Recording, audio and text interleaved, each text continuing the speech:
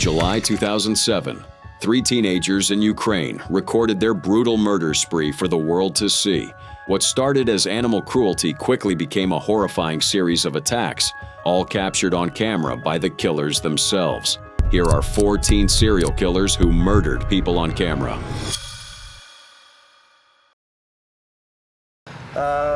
Unfortunately, we have the grueling task of killing our 2 friends. And they are right in that house just down the street. Brian Draper and Tori Adamczyk were not your typical high school juniors. By September 22, 2006, these 2 16-year-olds from Pocatello, Idaho, had already recorded themselves mapping out a horrific plan, one that would lead to the brutal murder of their friend, Cassie Jo Stoddart. Both boys shared a fascination with horror films and notorious killers, frequently referencing the Columbine shooters and the movie Scream in their homemade videos. But this wasn't just teenage rebellion. Their obsession went far deeper, manifesting as a desire to outdo the violence they idolized. Together, they crafted a death list of potential victims, with Cassie's name chillingly at the top. They made videos of themselves discussing the plans for the murder before the act. We found our victim, and sad as it may be, she's our friend. But you know what? We all have to make sacrifices. Cassie Jo Stoddart, just 16 herself, was house-sitting for her aunt and uncle that weekend. First victim is going to be Cassie Stoddart and her friends. Turn your brights off.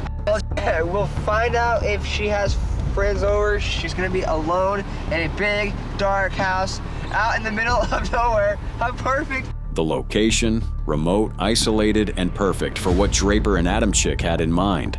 They joined Cassie and her boyfriend, Matt Beckham, that evening, pretending it was an ordinary hangout. But before leaving, they unlocked the basement door, setting their trap. Later that night, while Cassie and Matt watched TV, the boys returned, dressed in dark clothes and white masks. Their first attempt to lure Cassie and Matt downstairs by making noise failed, so they escalated, cutting the power from the basement circuit breaker. Still, Cassie and Matt didn't fall for the bait. Sensing Cassie's growing unease, Matt called his mother, asking to stay the night. She refused, but offered to let Cassie come to their home instead. Cassie declined, determined to complete her house-sitting duties. Around 10:30 p.m., Matt left, never knowing he'd just walked away from a deadly trap. Once Cassie was alone, Draper and Adamczyk cut the power again. When she didn't come downstairs to investigate, they emerged from the basement. Draper armed with a dagger, Adamczyk with a hunting knife. They slammed a closet door to startle her before launching their attack. Cassie suffered approximately 30 stab wounds, 12 of them potentially fatal. The boys left her to die, but not before documenting their actions on tape. Their casual discussion of the murder, captured on video, revealed a chilling lack of remorse and an almost clinical fascination with the act itself. I just killed Cassie. We just left her house. This is not a fucking joke. I'm shaking. I stabbed her in the throat and I saw her lifeless body just disappear. Dude, I just killed Cassie. Initially, suspicion fell on Cassie's boyfriend, Matt, but his alibi quickly checked out. When police questioned Draper and Adamczyk, their stories didn't add up. First, they claimed to have gone to a movie, but couldn't recall any details. Then, they said they were going through cars instead. Under pressure, Draper cracked, downplaying his role at first, but eventually leading investigators to Black Rock Canyon. There, police found the partially burned clothing, masks, and weapons used in the murder. Among the evidence was their VHS tape, detailing every step of their plan and its execution. On April 17, 2007, Draper was convicted of first-degree murder. Adamczyk followed on June 8, 2007. Both received mandatory life sentences without parole, plus 30 years to life for conspiracy. Their appeals, based on their age at the time of the crime, have all been denied. Today, they serve their sentences at the Idaho State Correctional Institution. Their case continues to haunt Pocatello, especially at Cassie's high school. The murder devastated Cassie's family and friends. Her grandmother started Pumpkins for Cassie, an annual event supporting local animal shelters and food banks. The case also sparked a lawsuit against the school district, alleging that they should have foreseen the danger. Courts dismissed the claim, ruling the killer's actions were unforeseeable. Both families pursued numerous appeals, arguing for reduced sentences due to the boys' ages. but the courts consistently upheld the life sentences, citing the premeditated nature of the crime and the lack of remorse shown in their tapes. This case stands as a chilling reminder of how far obsession with violence can go. Draper and Adamchik's meticulous documentation of their crime has become a disturbing study in teenage sociopathy. Their tapes, now evidence, are used in criminal psychology courses nationwide. Cassie's story continues to resonate not just in Pocatello, but across the country. Her murder serves as a stark warning about the dangers of unchecked violence and the dark side of youthful obsession with infamy. But if you think this is the end, wait until you see what happens when two teens who decide to play out their deadly fantasies on camera. 3 young men were arrested a year ago and have now been charged with 21 killings. The former classmates who came from prosperous families allegedly admitted that they committed the crimes just for fun. July 2007, the quiet city of Dnepropetrovsk, Ukraine, was about to become the center of one of the most disturbing crime sprees in modern history. 3 young men, former classmates, unleashed a wave of violence that would claim 21 lives in just 3 weeks.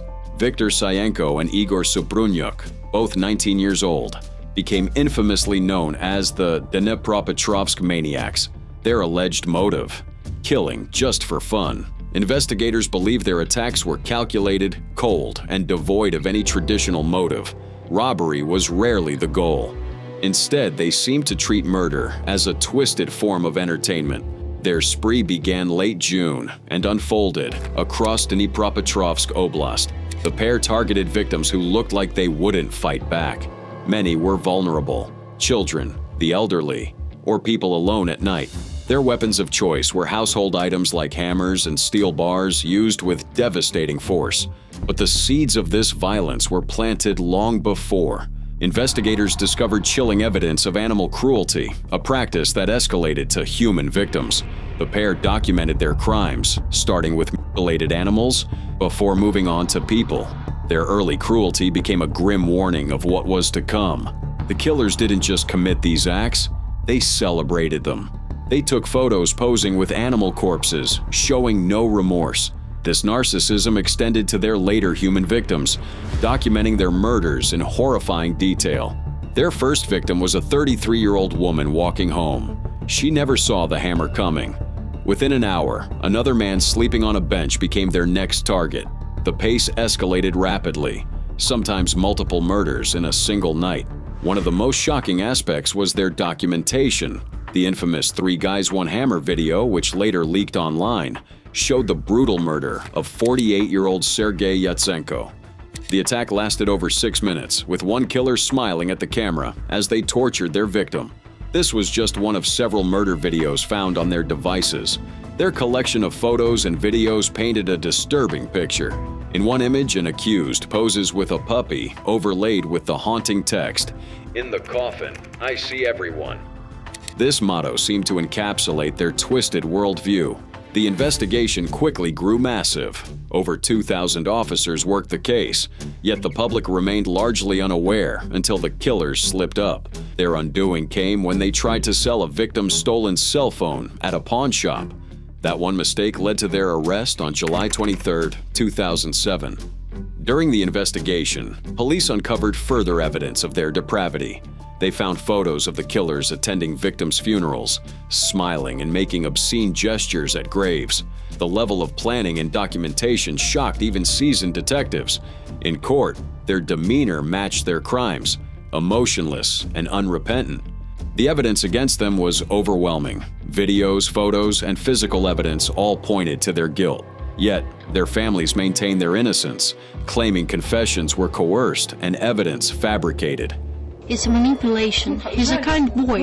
When there were moments that I cried, he was crying with me. He couldn't hurt a cat, let alone a person. Their parents' denial was heartbreaking, insisting their sons were incapable of such violence. Yet the mountain of evidence told a different story. A story of 2 young men who escalated from animal cruelty to human murder, documenting their atrocities along the way. The court was shown hundreds of graphic photographs and videos. One particularly disturbing image showed a hand gesturing the middle finger at a fresh grave. a final insult to their victim. The trial revealed the full scope of their crimes: 21 murders, numerous attempted murders, and countless acts of animal cruelty. The prosecution called it morbid self-affirmation, noting their complete lack of empathy or remorse. On February 11, 2009, both were sentenced to life imprisonment. The verdict was clear. These were not crimes of passion or necessity, but cold, calculated acts of violence committed for their own sick entertainment. The Dnepropetrovsk maniacs left behind a trail of devastation and a horrifying digital record of their crimes. Their case stands as a chilling reminder of how quickly human cruelty can escalate when left unchecked. But if you think this case was the height of calculated violence, wait until you see what happens with another pair of teens from Russia. Никита Лыткин также признал свою вину. Этот парень, так же как и его подельник, не привлекался ранее к уголовной ответственности, окончил 9 классов школы. После не учился и не работал. На момент совершения 3 убийств ему было 17 лет. November 14, 2010, the streets of Irkutsk, Russia, were beginning to feel dangerous. An 18-year-old schoolgirl narrowly escaped an attack at night, her head bleeding, but her life was spared. This was the first sign of what would have become known as the Academy Maniacs. Artyom Anufriev and Nikita Litkin were 2 teenagers from Irkutsk, Russia, born just 6 months apart. Both grew up without fathers and struggled to fit in. Anufriev, the older of the 2, was known for his intelligence and musical talents, but also for being an outcast. Litkin, quiet and withdrawn, had a troubled childhood marked by abandonment and bullying. For a while, they channeled their energy into forming punk bands, one called Evil Dwarfs, and another more disturbing, Dismembered Pugacheva. Their lyrics grew darker, and soon their violent fantasies spilt into reality. Their friendship began like many others. 2 lonely teenagers finding solace in shared interests, but their bond grew twisted as they discovered extremist literature, particularly a book called Born to Hate. Both became obsessed with the idea of becoming infamous, inspired by other notorious serial killers. Litkin described Anufriev as the leader, while others saw Litkin as the true instigator. Together they spiraled into a world of hatred and violence, feeding off each other's darkness. Their crime spree started with careful preparation. Every day from 6 p.m. to 10 p.m., they walked a specific route between the State University and Akademgorodok bus stops, searching for victims. For the first week, they found none.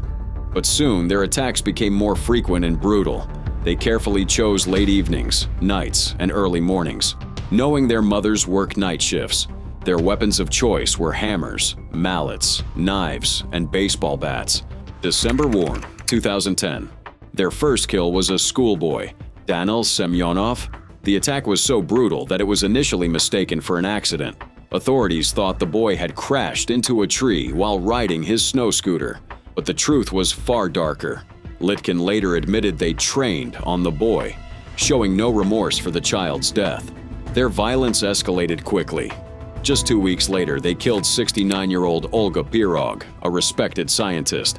In total, Anufriev and Litkin murdered 6 people and injured 9 others in a reign of terror that lasted from November 2010 to April 2011.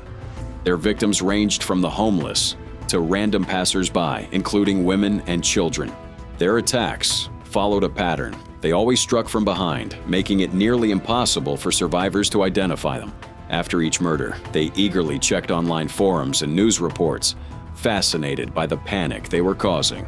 Even more disturbing, they documented their crimes, recording audio and video of their killings, which they later shared on the internet. Вы увидели женщину с ребенком. С ребенком вы что планировали сделать? Тоже. Что тоже? Тоже убить. Their boldness grew with each attack. On April 3, 2011, they filmed themselves mutilating their final victim, 63-year-old Alevtina Kuidina. The gruesome video ultimately became their undoing. Litkin's uncle discovered the footage and immediately turned it over to the police. When arrested, both confessed to multiple murders and attacks. Anufriev tried to downplay his role, claiming he only participated in 2 murders. Litkin, however, admitted he couldn't have committed the crimes alone. It wasn't interesting to one. Their trial revealed the full extent of their depravity. They openly discussed their desire to become infamous serial killers, drawing inspiration from others like the Dnepropetrovsk maniacs and the Blood Magic Gang. Their social media posts boasted, "We are gods, deciding who will live and who will die." Investigators uncovered 4,600 pages of online correspondence detailing their crimes and recruitment attempts. In court, Onufriev tried to shift blame, while Litkin remained mostly silent. The trial lasted months, with over 50 witnesses and 16 victims testifying. Ultimately, Onufriev received life imprisonment, and Litkin, who was still a minor during most of the murders, got 20 years. Their story didn't end with their sentences. In prison, Litkin's mental health deteriorated rapidly. He attacked another inmate, hoping for a life sentence and transfer to Onufriev's facility. Instead, he received 11 more years. In 2021, Litkin took his own life in prison, leaving behind a trail of destruction and unanswered questions. The Academy Maniacs case shook Russia, not just for its brutality, but for the way two ordinary teenagers became cold-blooded killers. Their story serves as a grim reminder of how hatred and isolation can fester into something truly monstrous. But if you think this is the worst, the next case shows what happens when young killers turn their cameras on themselves, documenting every horrifying moment for all the world to see. Canadian authorities are struggling through remote terrain in their nationwide manhunt for two teenagers accused of killing 3 people. July 2019, the Royal Canadian Mounted Police issued a national warning. 2 teenage boys, Cam McLeod, 19, and Briar Schmigelski, 18, are on the run and armed. By then, the bodies of 3 victims had already been found scattered across northern British Columbia. It started with the discovery of American Chinna Dees, 24, and Australian Lucas Fowler, 23, found shot dead near their camper van by Alaska Highway 97. Just days later, Leonard Dyke, a Canadian botanist, is found shot about 30 miles away from McLeod and Schmigelski's burning car. 3 lives ended by 2 young men who seemed ordinary until their brutal spree began. Cam McLeod and Briar Schmigelski were from Vancouver Island. They told their families they were heading to Yukon for work. Instead, they became suspects in one of Canada's most intense manhunts. At first, their families wouldn't believe it. Friends described them as good kids. But evidence kept mounting. What followed was a cross-country manhunt spanning nearly 2,000 miles. Police deployed SWAT teams, drones, sniffer dogs, and set up checkpoints on the only access roads. The search focused on Gillam, Manitoba, a remote area surrounded by dense, swampy wilderness.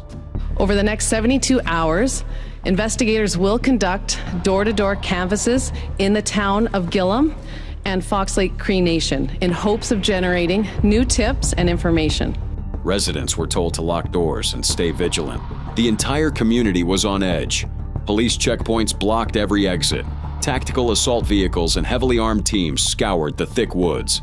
Drones searched from above, while sniffer dogs followed every possible trail. Despite the massive response, the environment worked against the searchers. Northern Manitoba's terrain is unforgiving. Dense forests, deep muskeg, and rivers slow every move. The suspects knew the wild well and used it to their advantage. Police acknowledged the difficulty. We're searching kilometers into dense forest, muskeg, all that. It's tough. Eventually, police found a series of items linked to the teenagers near Gillam. They discovered a camera containing 6 videos and 3 still images. The footage revealed chilling details. In the first video, Schmigelski admits to the murders. They talk about plans to hijack a boat and flee to Europe or Africa. In another video facing a fast-moving river, they agree they might have to kill themselves. They claim responsibility for all 3 murders, showing no remorse. Their final videos discuss killing more people and leaving behind a last will and testament. Police describe their demeanor as cold and matter-of-fact, completely remorseless. On August 7, 2019, after weeks of searching, police found their bodies along the banks of a river near Gillam. Forensic evidence shows McLeod shot Schmigelski before turning the weapon on himself. The same guns were used in all 3 murders and their sides. Despite extensive investigation, including over 1,000 tips, police never determined a motive. The murders appear completely random, crimes of opportunity by two young men with no clear reason. This case shook Canada. Families lost loved ones without explanation. Communities lived in fear. The RCMP's decision not to release the videos publicly was deliberate, to avoid inspiring future attacks. Com McLeod and Briar Schmiegelski's spree remains one of the most disturbing chapters in Canadian crime history. 3 innocent people lost their lives. 2 young men left behind a trail of fear and confusion. And to this day, the question remains, why?